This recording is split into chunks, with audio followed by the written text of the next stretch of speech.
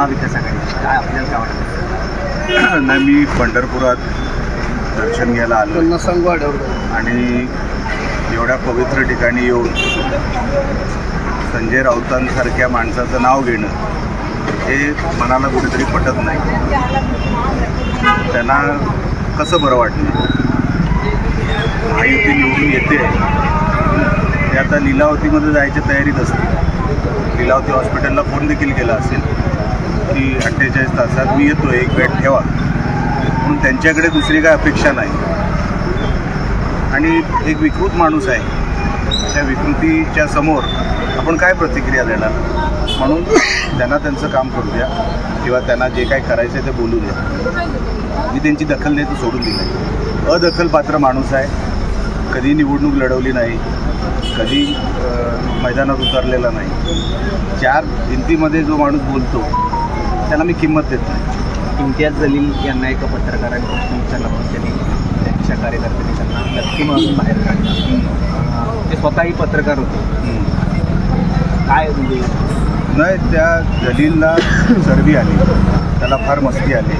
ते स्वतःला आता तो नेता समजायला लागला. स्वतःला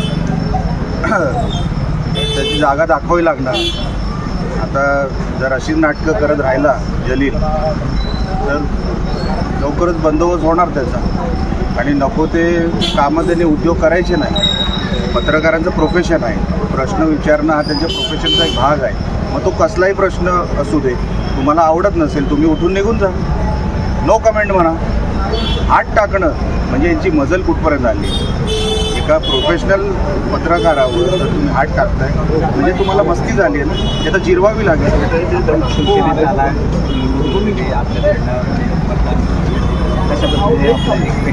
काय परिस्थिती? मी विठुरायाचा आशीर्वादच घेण्यासाठी आलो की अगोदर जेव्हा तुळजाभवानीलाही गेलो होतो, आईचाही आशीर्वाद घेतला. आणि देवाची कृपा राहू दे महाराष्ट्रावर.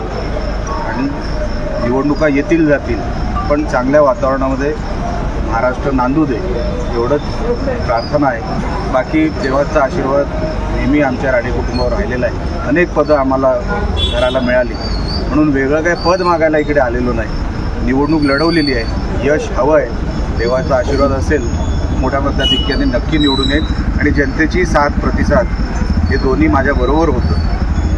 आणि मला विश्वास आहे यावेळेला नक्की आमदार म्हणून तर मी निवडून येईनच, पण महायुतीचं पण सरकार येईल एवढी मला खात्री आहे. मोठ्या साहेबांचा आक्रमक चेहरा शिवसेनेचा आता परत एकदा बघायला मिळणार. आता बघू. बघा, समोरचा कसा आहे ना तसा मी असतो. तुम्ही प्रेमाने वागताय, आपण पण प्रेमानेच. पण जर वेडं वाकडं कोण वागलं तर मग आपण जे काय करायचं ते करतो. मग त्याच्यामध्ये तडजोड नाही. मी कधी स्वतःच्या स्वार्थासाठी कधीही कोणाबद्दलही काय बोललेलो नाही. पण माझ्या नेत्यांवर, कुठल्याही माझ्या धर्मावर, अशा कुठल्या विषयावर जर कोण काही वेगळं वागायचा प्रयत्न करत असेल, काही वेगळं बोलायचा प्रयत्न करत असेल तर आम्ही तुटून पडतो. मग त्याला सोडत नाही. आणि हा स्वभाव राहणारच. समोरच्यानी विषय दिला नाही तर मी त्यांच्या कुठल्या विषयात जात नाही, पण विषय दिला तर मी सोडणार. निवडणुकीच्या आधी बरेच फॅक्टरची चर्चा होती, बरेच विषय होते. कुठला फॅक्टर चालला आता